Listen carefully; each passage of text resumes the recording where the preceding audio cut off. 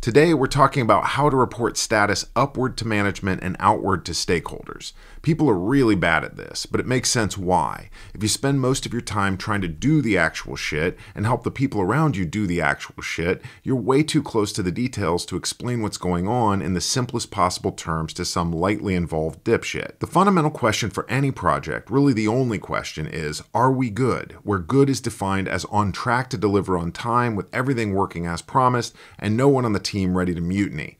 If you made a plan and you're on track related to that plan, saying any more words is just a waste of people's time. I may be the only person alive who is perfectly happy with a status update that's just, we're good.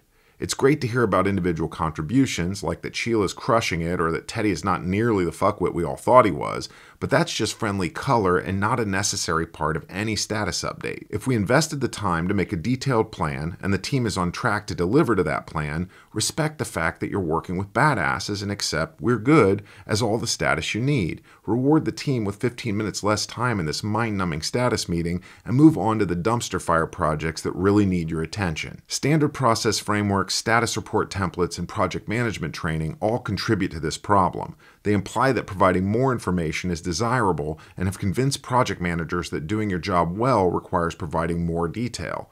No, it fucking doesn't. Think about it. If you're doing project management the best it could be done, the perfect status update should just be a giant green thumbs up. If that causes you anxiety, you can add a footnote that says, if you want more detail, click here to read the fucking plan you've ignored for the last 3 months, Bethany. If things are not good, the only shit you need to communicate to stakeholders is, can we fix it? Here's what we're going to do to fix it. And finally, here's how the management and stakeholders can help. Sure, they need to know if you're on track, but why? Are they accountable if the project is late? Will they have to go to bat for more funding if you miss the deadline? If you're late, does it push other priorities out? Is there a commitment to a customer that you'll miss with consequences? A great exercise is to constantly ask yourself, what do the people in my audience actually care about? What about this project matters to their jobs? One very specific thing that people in the trenches are usually bad at is to consider how many projects just like yours the audience above you is trying to monitor. It's like the difference in perspective between a parent whose toddler is obviously a unique special flower about whom every activity and event is a universally interesting cliffhanger, and that child's daycare provider who can only see children as two categories, those who did not just shit their pants, and Jesus Christ, Connor, that's twice before 9 a.m. Where's my fucking scotch? When you start thinking this way, you'll quickly realize that what your management and stakeholders absolutely don't give a shit about is whether Kevin's code for the menu animation was finally pushed to staging. Here's a bonus tip for both of you who made it this far into the video.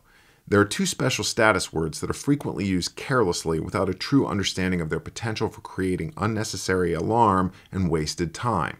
Those words are blocked and waiting. Yes, sometimes tasks are truly stuck behind some external dependency, like maybe that fuck Peter J. and corporate IT who decided to sit on the infrastructure ticket for 2 weeks because the intern misspelled the CIO's name on the approver chain for expedited service. Yes, on any given Tuesday, 64% of all projects globally are blocked and waiting on fucks like Peter J. It's an epidemic. However, if the waiting period is accounted for in your plan, for God's sake, don't use the words blocked or waiting in a status update. That's like saying we're still blocked by this slow oven 20 minutes into baking a turkey, or in response to a casual month 5 question about how your pregnancy's going.